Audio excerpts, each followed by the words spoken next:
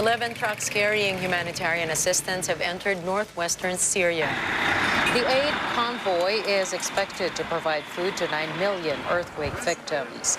More details on this later in the news. Good evening. I'm CJ Hero. And I am Nina Richie Alago Flores. This is Mata ng Agila International. And now for the headlines. Philippines should clarify foreign policy stance with China and the United States. Survey says 7 out of 10 Filipinos are satisfied with Marcos' leadership. Department of Health monitors development on Marburg virus disease. Cyclone Gabrielle claims 4 lives in New Zealand. And Russia insists UN must probe Nord Stream blasts.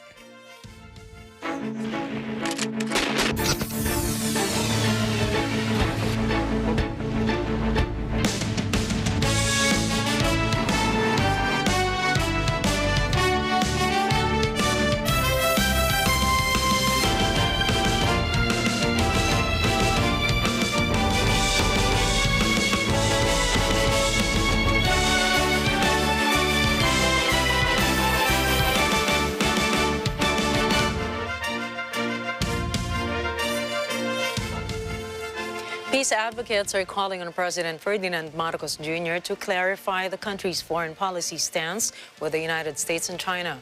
This after the latest incident in Ayungin Shoal. Randy Bernardino has the details. President Ferdinand Marcos Jr. needs to clarify his foreign policy with the United States and China. This is the challenge of peace advocates in a press forum. According to former Senator Nicky Coseteng, President Marcos should be careful to prevent the country from being trapped in the conflict between the U.S. and China over the West Philippine Sea and Taiwan.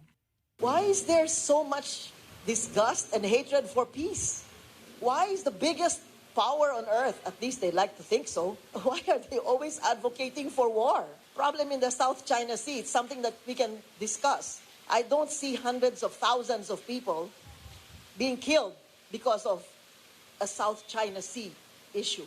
It's something we can discuss. It's something we can talk about. But when they talk about, being a springboard for attack, if China attacks Taiwan, etc., etc. Meanwhile, Herman Laurel, the president of the Asian Century Philippines Strategic Studies Institute, says anti-China countries, particularly the U.S., made a big deal the latest incident of the Chinese Coast Guard's use of military-grade lasers on the Philippine Coast Guard. Laurel says the president did well in calling Chinese ambassador to the Philippines, Wang Xilian, to Malacanang. Laurel adds the diplomatic approach opens the line of communication between President Marcos and Chinese President Xi Jinping to resolve the issue at Ayungin Shoal.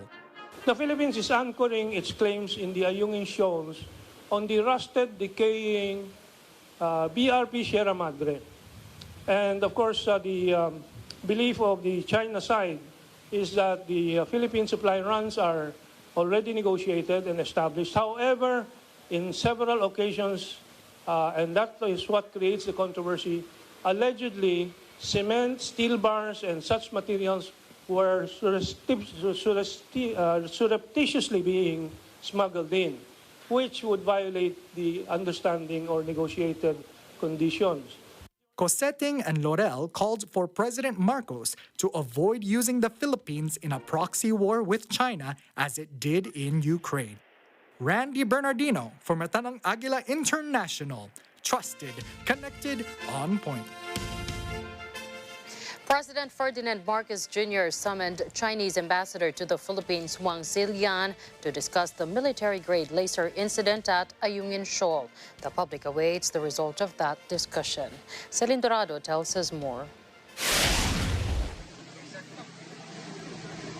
The public is interested in how the Chinese government will respond to the latest incident of bullying by Chinese Coast Guard personnel on Philippine Coast Guard troops and Filipino fishermen in Ayungin Shoal. President Ferdinand Marcos Jr. summoned Chinese ambassador to the Philippines Huang Xilian to Malacanang to express his concern.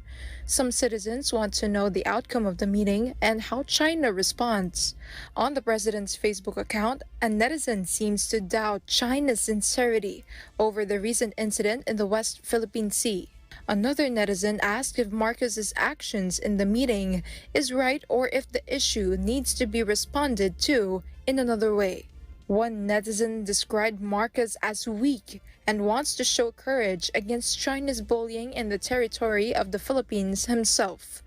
The government has filed a diplomatic protest against the laser pointing by the Chinese Coast Guard and waits for China's response.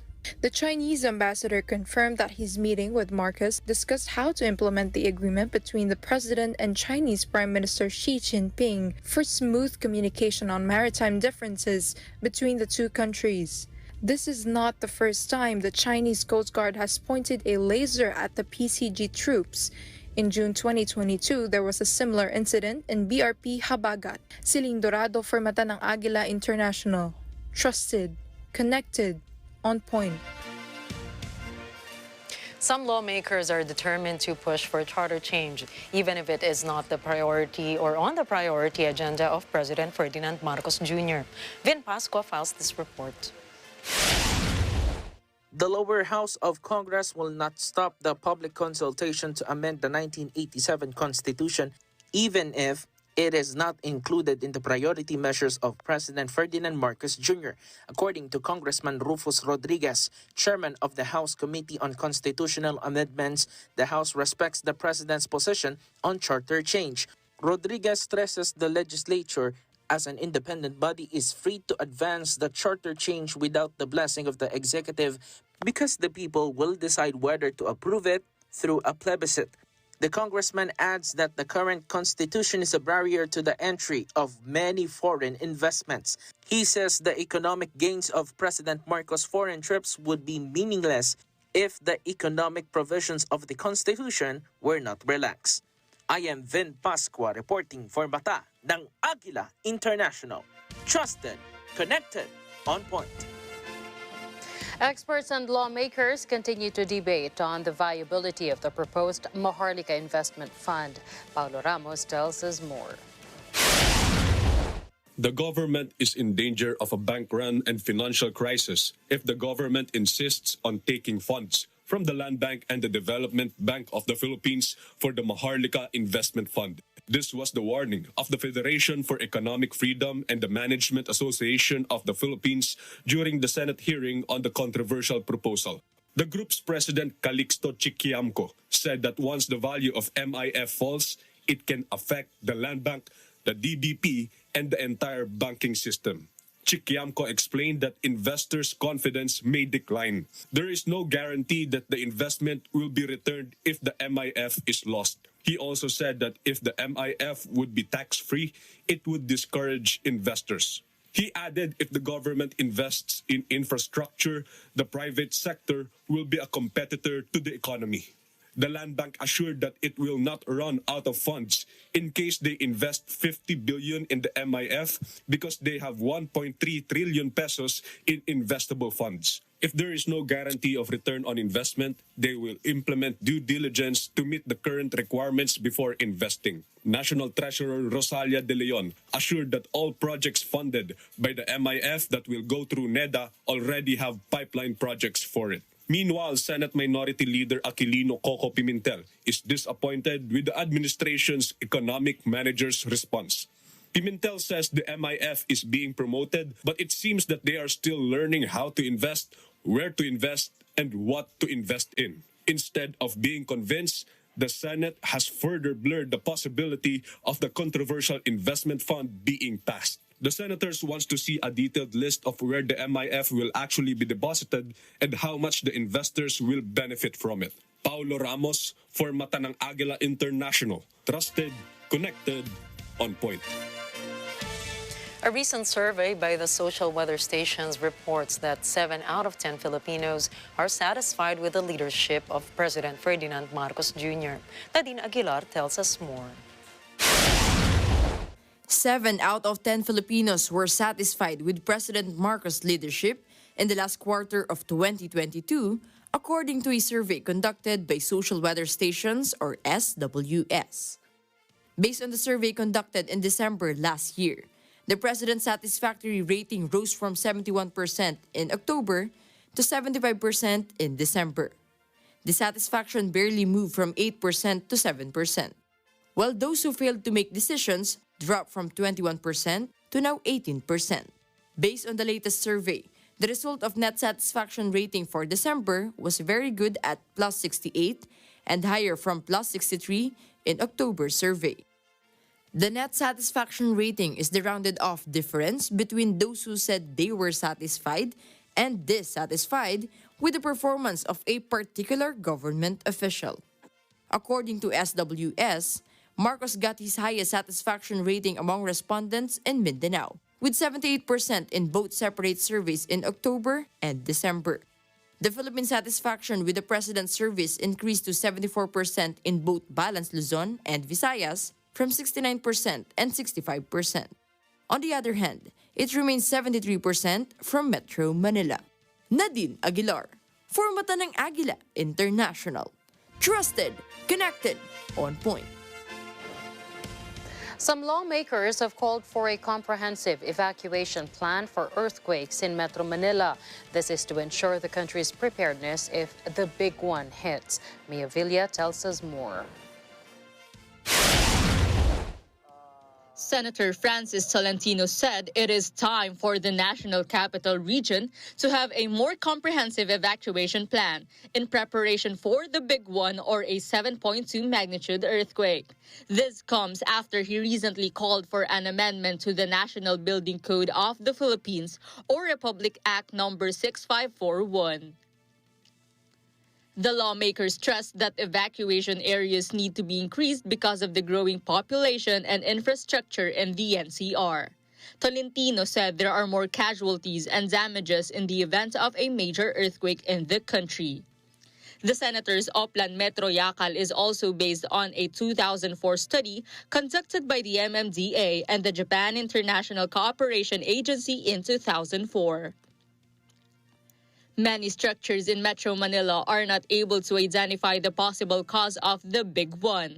The aim is to institutionalize an effective disaster preparedness, response, and evacuation plan for NCR from a massive earthquake that could come from the West Valley Fault.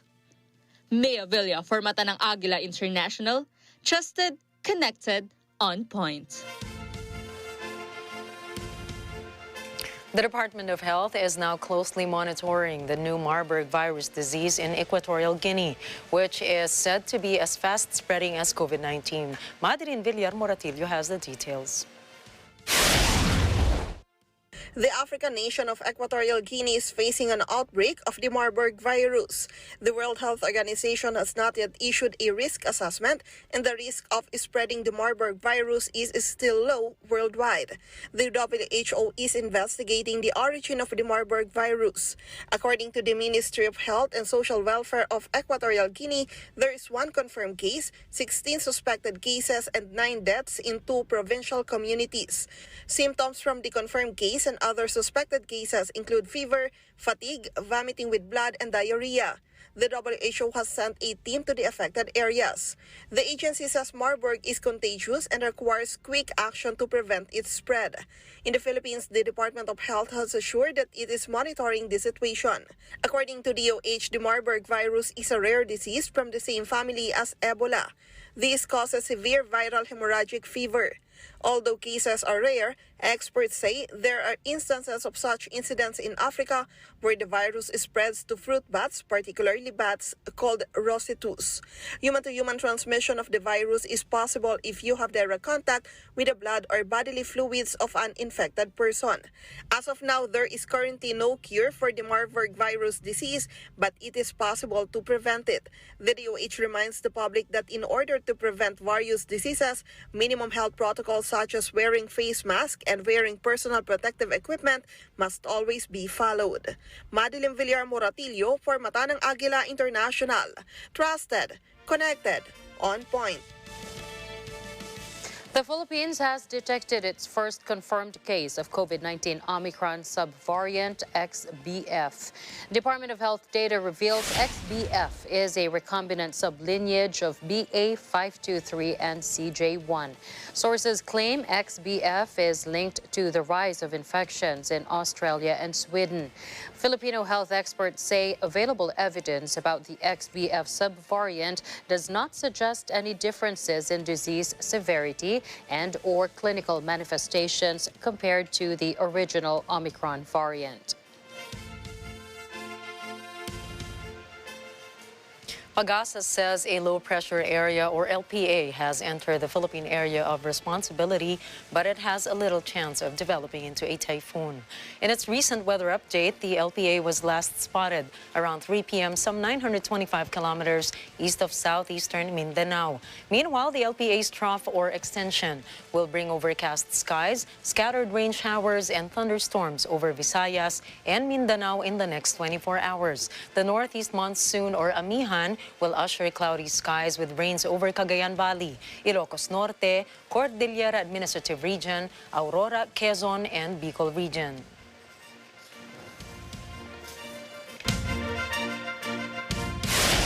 When we return, New Zealand Cyclone Gabrielle kills 4 people. Tunisian president accuses public figures of orchestrating food shortages. And U.S. authorities arrest suspects in Haitian president's assassination.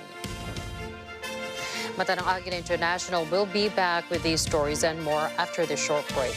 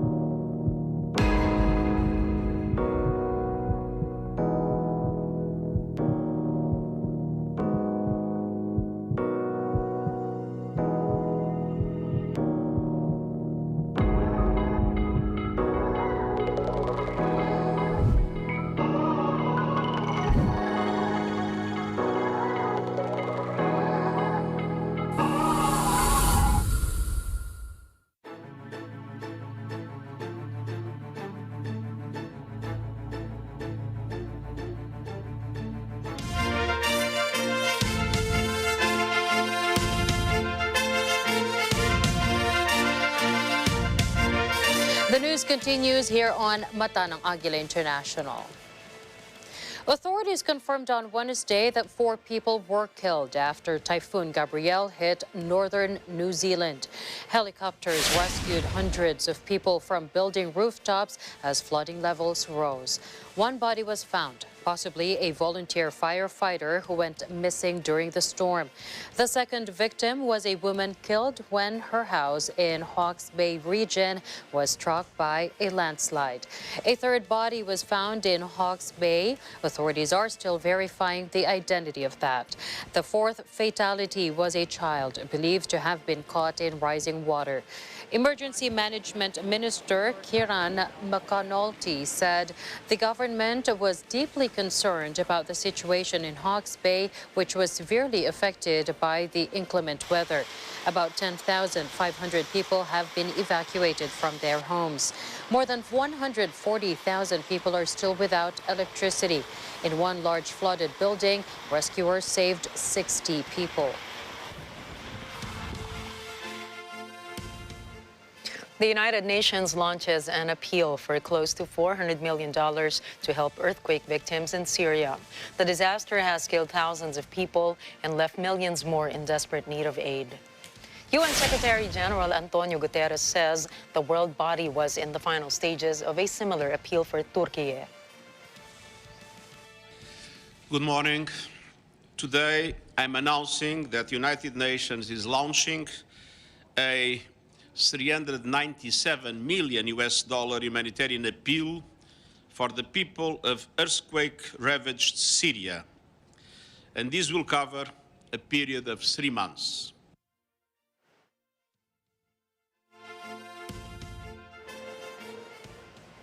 A group of volunteers in Syria prepare meals for quake victims who were left homeless.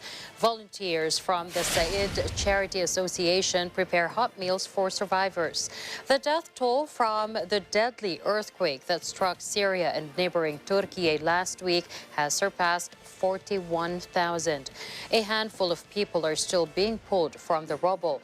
Rescue teams have started to wind down the search for survivors. Aid effort has shifted to help the homeless to provide them basic necessities like food and shelter.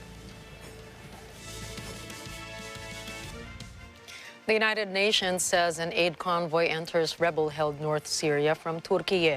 This is the first through Bab al-Salama crossing that reopens for UN relief after last week's earthquake. The crossing had been closed for UN aid since 2020 under pressure at the UN Security Council from Syrian regime ally Russia. Paul Dillon, spokesman for the UN's International Organization for Migration, says 11 IOM trucks crossed into Syria. Dillon says the convoy was loaded with essential humanitarian assistance. It includes shelter materials, mattresses, blankets, and carpets. The UN says the cross-border aid is a lifeline. The 7.8 magnitude earthquake on February 6 has killed at least 41,000 people and devastated swaths of Syria and neighboring Turkey.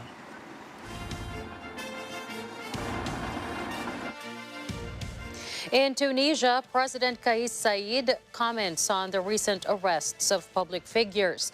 They are charged with conspiring against the security of the state.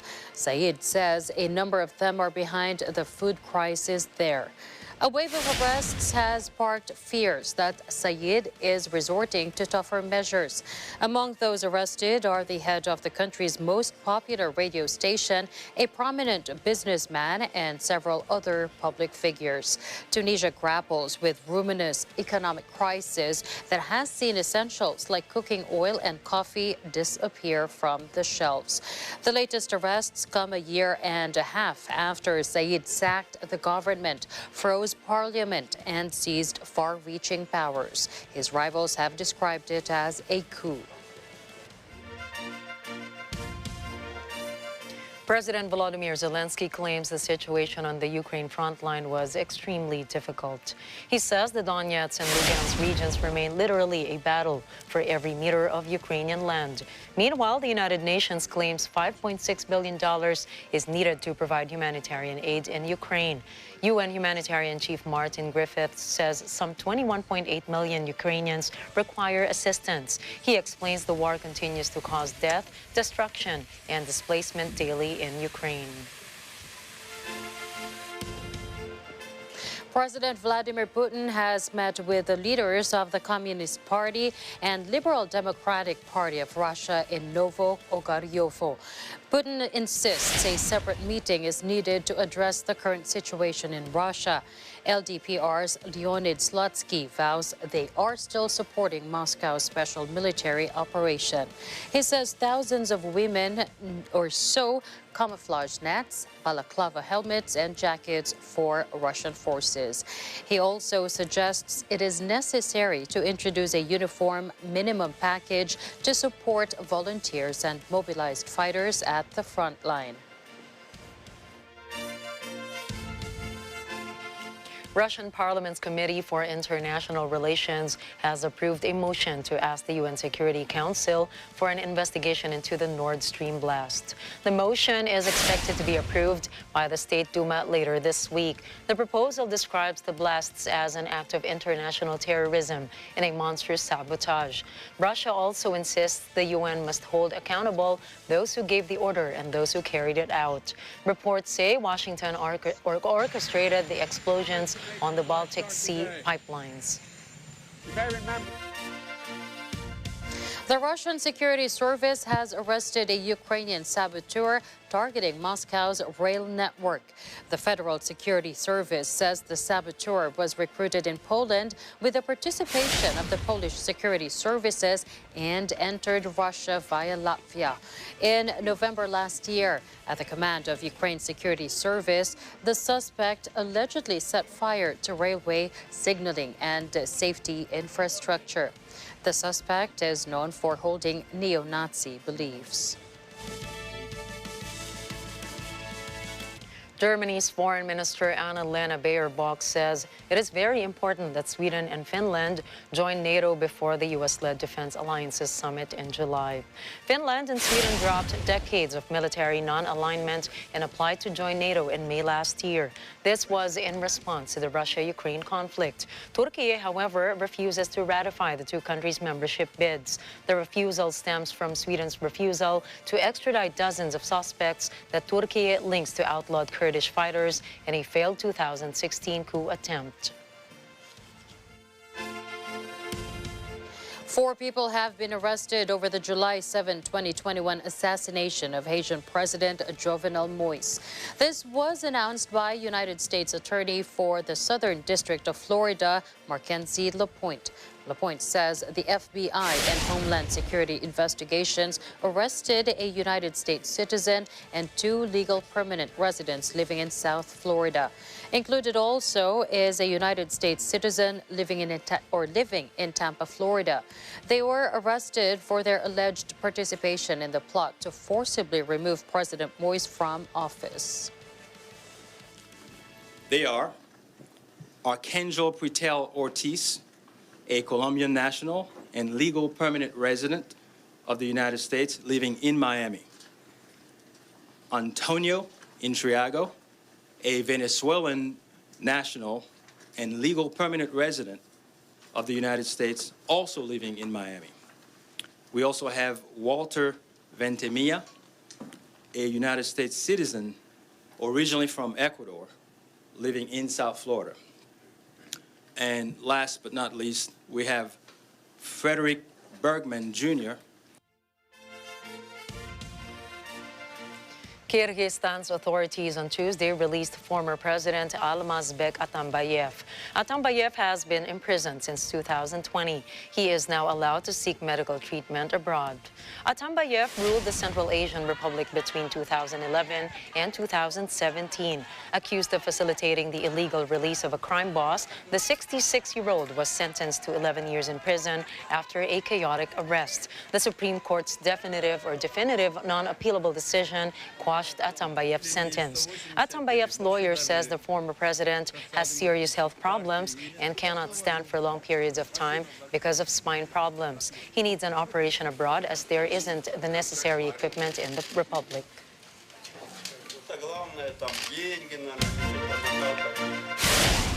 Up next, Israel forces dozens of Palestinians from their homes to build a park. EU Parliament bans new sales of petrol and diesel cars. And Colombian president pushes for controversial healthcare reforms. Please stay tuned. Mata ng Agila International will return for more global news.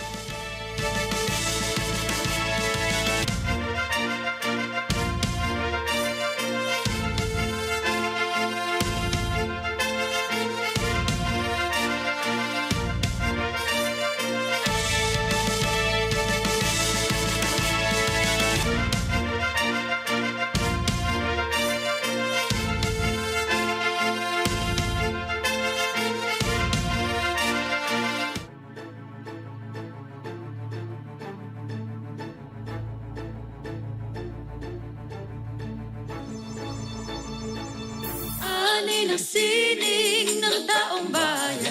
Ako po si Catriona Magnayon Gray, Arts Ambassador ng National Commission for Culture and the Arts. Halina't makisining.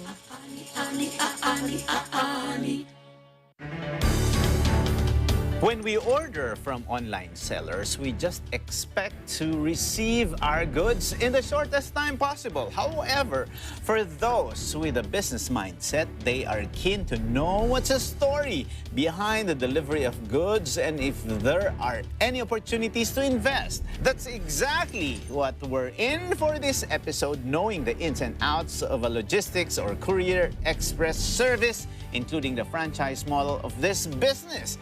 We'll find out more insights from Bex Logistics Solutions, Inc.'s President, Marjorie Rubio. There are some cities, outskirts, no, hindi na nakikater talaga ng logistics. Nakita namin na this is a huge market na wala pa rin talagang nagdo-dominate. Open for Business with Cesar Vallejos, Sunday, 9 p.m.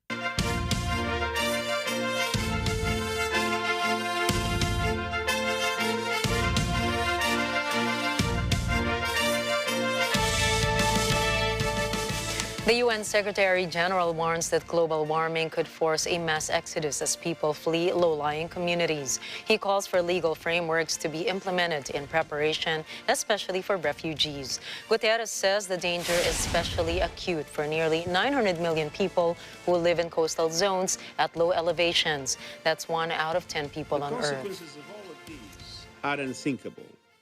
The consequences of all of these are unthinkable. Low-lying communities and the entire countries could disappear forever. We would witness a mass exodus of entire populations on a biblical scale. And we would see ever fiercer competition for fresh water, land, and other resources. Guterres says rising seas are sinking people's futures. Sea level rise is not only a threat in itself, it is a threat multiplier. He warns countries such as Bangladesh, China, India, and the Netherlands are all in danger. Mega cities on every continent will face serious impacts, from Cairo to Jakarta to Los Angeles to Copenhagen. Residents of an occupied Palestinian village are struggling to survive as Israeli authorities take away their homes to build a national park. RT correspondent Maria Finoshina tells us more. This breathtaking hilltop view was once enjoyed on a daily basis by the residents of the Palestinian village of Nabi Samuel. But in 1971, the Israeli authorities forced dozens of local families out and demolished most of the village's houses to clear the area for a luxury Jewish settlement. In 1971, they demolished our neighborhood. Our house was next to the mosque. At 5 a.m., bulldozers and trucks with the army came. They started evacuating people, taking out the furniture. We were like, what's going on? Most of the displaced people fled abroad, unable to deal with their lives being instantly turned upside down. But around 100 stayed, including Ayad and his parents, despite being made homeless overnight. They sheltered in what was left of the village or moved in with their luckier neighbors. And this is how they've been living ever since, less than 500 meters away from the site of their old demolished homes. The view still exists, unlike the village itself. When plans for the luxury settlement were buried, Israel in 1995 declared this area a national park, meaning no people are supposed to live here, while any construction or even renovation of old buildings is banned. I brought a container to live in, and they arrested me and put me in jail for 3 days. In order to be released, I paid 9,000 shekels to the court, and the lawyer told me that next time I will be jailed for 3 years. People tried to find ways to trick the authorities, building in secret or fencing off land with barrels. Technically not construction, so no rules broken, which meant it couldn't be demolished. Exhausted, though, they organized a number of protests. Arrests followed. Among others, 2 of Iyad's sons were detained. Others fled in fear of prosecution or left with no future or hope. The Jews want us to leave, but we were here first and will continue being here. I have no other choice but staying here until the liberation, inshallah. The protests didn't change much. There is no sewage, street lights or road infrastructure in the village. No public buses come here. No one takes the garbage away. There is one school and one grocery shop on wheels. Both are initiatives by the people. But most importantly, local resident Hatem tells me, are the restrictions on movement. The separation wall cuts this place off from both the West Bank it is part of and Israel. Hatem points out Jerusalem and the Holy Al-Aqsa Mosque in its old city, so close, but at the same time, so far. If you want to go any place here, it will be a problem. Even I want to go to Jerusalem, it's forbidden. You can't. You have to go to Allies. And the big problem to go to work in Ramallah because of checkpoints. And it takes 2 hours to go to Ramallah and return. We are in prison now. The bitter irony, locals are prevented from entering the national park that their current homes are technically part of. The sign says it contains the remains of an ancient Roman road and olive oil pressing mills from the First Temple period. No mention of the Palestinian houses demolished in the 20th century. Anyone can visit with a ticket, but Nabi Samwil residents can only enter during prayer time. While locals are restricted to move around, their guests from outside have a hard time visiting too. Marriages, funerals, Ramadan celebrations, no matter what the occasion for a gathering would be, it is the Israeli authorities that decide who is allowed to enter and who isn't. Life here is very, very hard, but it's hard, but we are rooted here. Even we have no services here, I will stay here.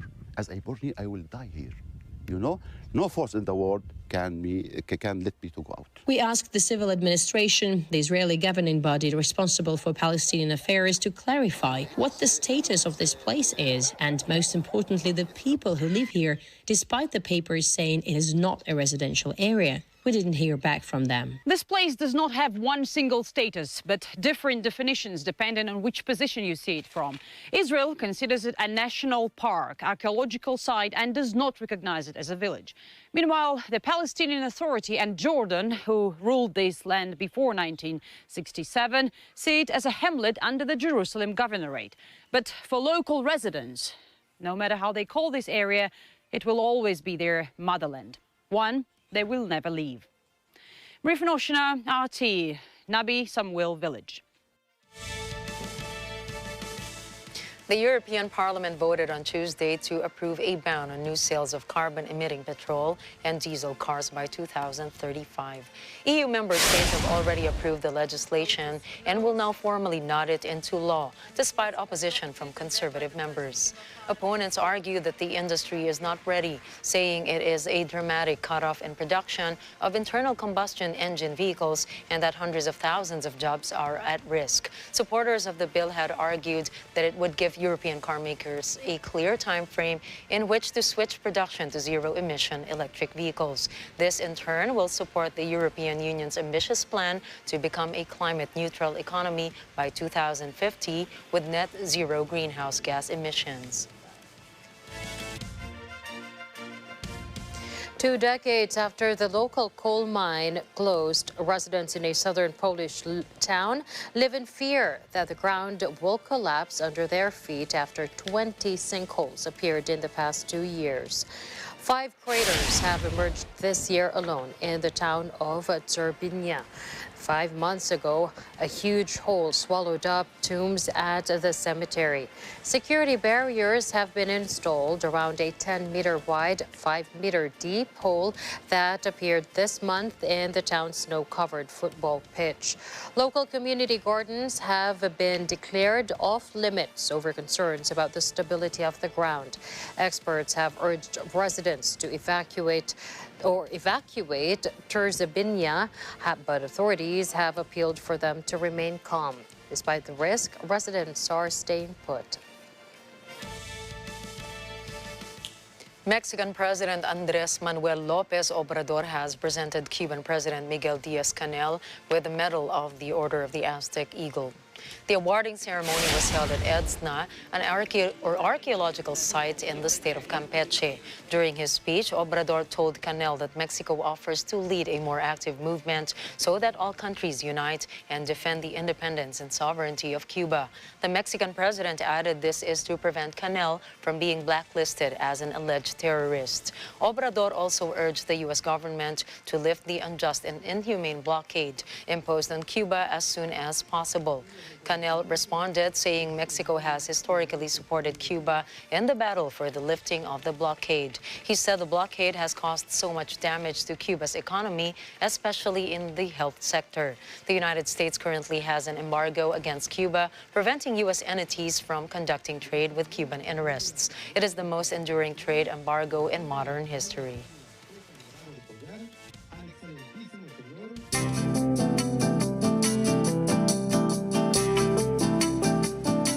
Sri Lanka will ban single-use plastics in a move that follows a series of wild elephant and deer deaths from plastic poisoning.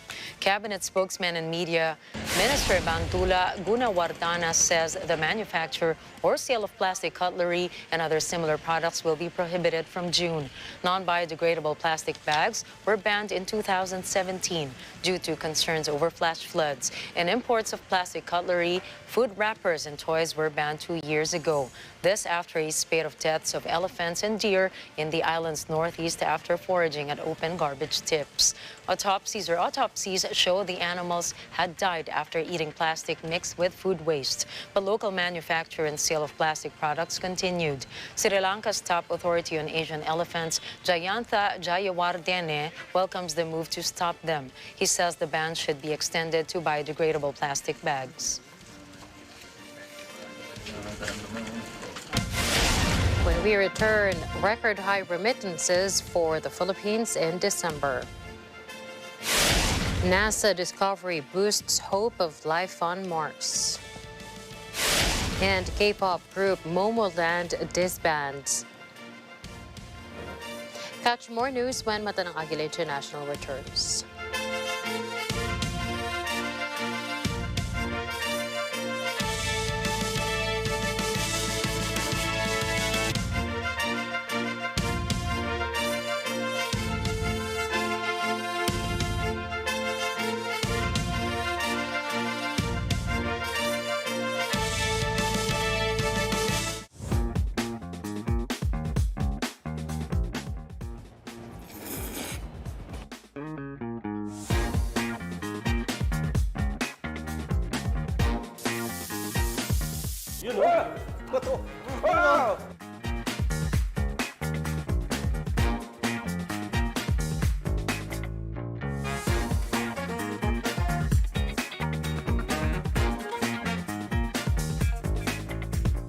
Tama na, may nanalo na. Uwi na.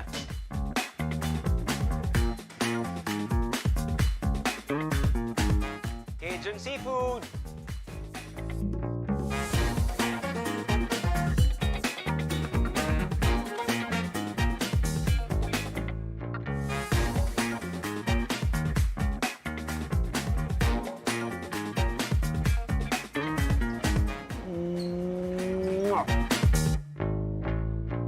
Susunod sa Counterpoint, usapang kalusugan muna tayo.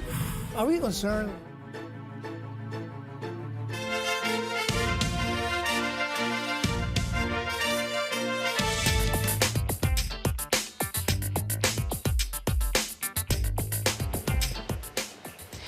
The remittance of overseas Filipino workers, or OFWs, rose to $3.49 billion in December. Bangko Sentral ng Pilipinas says the full-year tally hit an all-time high of $36.14 billion. The increase in the number of foreign workers and the opening up of economies attributed to the high tally.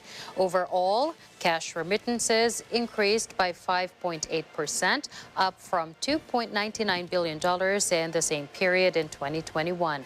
Most remittances came from the United States, Saudi Arabia, Singapore, Qatar, and the United Kingdom.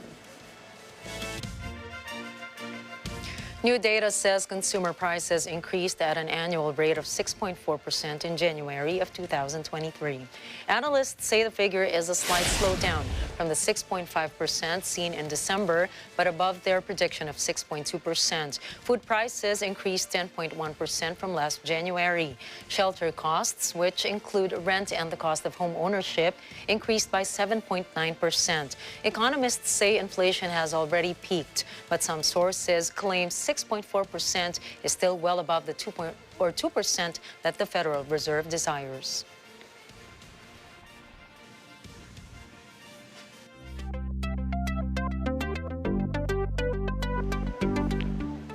A recent NASA discovery boosts hope for life on Mars.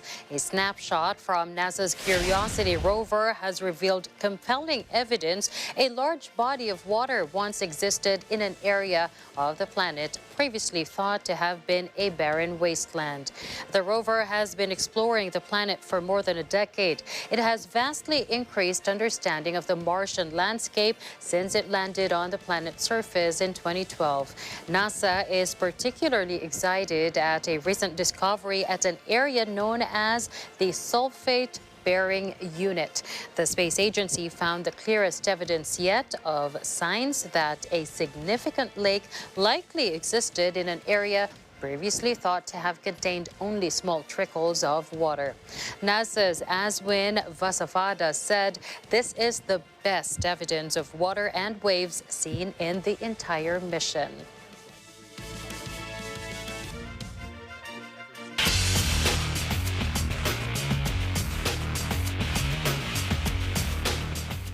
Serbian tennis star Novak Djokovic remains #1 in the Association of Tennis Professionals, or ATP rankings. According to the rankings, Djokovic has a total of 7,070 points, followed by Carlos Alcaraz of Spain with 6,730 points. Ranked third is Stefanos Tsitsipas, fourth is Casper Ruud, fifth is Andrei Rublev, sixth is Rafael Nadal, and seventh is U.S. tennis player Taylor Fritz.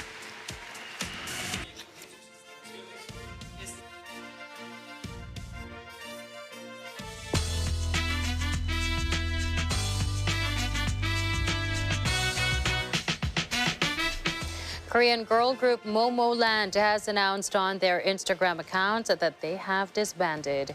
The K-pop group is known for their hit songs Boom Boom and Bam.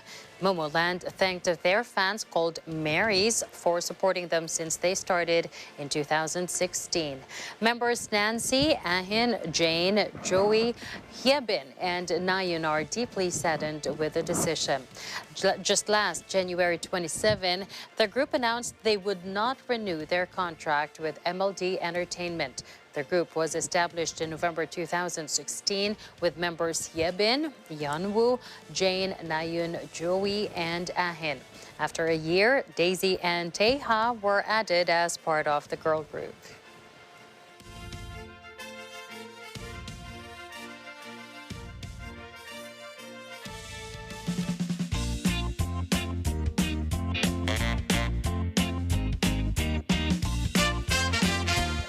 North Korean chefs compete in the 11th National Cooking Competition held in Pyongyang. The contest is to commemorate the birth of former leader Kim Jong-il on February 16. Onlookers gather around each station dressed in warm winter coats to take photos and film the contestants. Shooting Star Day is the country's most important public holiday. Jo Yong, the chef secretary of Central Committee of the Korean Association of Cooks, says the event is an opportunity to develop national cooking techniques and improve people's diets. A dog in Portugal is crowned as the oldest in the world. Bobby is a 30-year-old guard dog who cheated death in his first days. He is living out the end of his life as a celebrity in central Portugal after being declared the world's oldest dog ever. Guinness World Records gave him the title on February 1st. He broke a nearly century-old record previously held by Bluey, an Australian cattle dog who died in 1939 at the age of 29 years and 5 months.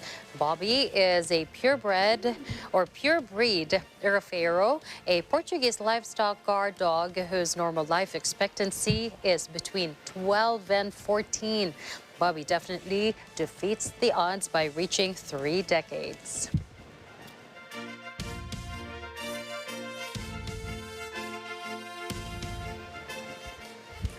For your midweek motivation, here's a quote from Michael Cunningham, an American novelist and screenwriter.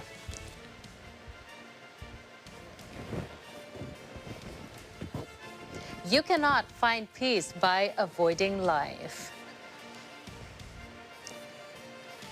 See, like we always say, struggles, obstacles, they're all part of living. Otherwise, it won't be called living, right? And when you avoid things, it's not as if you're not gonna have to face the problems again. You're just delaying it and so prolonging the problem. Exactly. So if you address it now, then you're over the storm. You're past the storm clouds, as they say. And tomorrow, bring them on. I know. And that's a wrap for tonight's news. Catch the latest updates on our social media channels. I am TJ Hero. And I am Nina Richie Flores. Stay tuned for tonight's episode of Counterpoint with attorney Salvador Panelo and Dr. Dante Morales. This is Mata ng Agila International, trusted, connected, on point.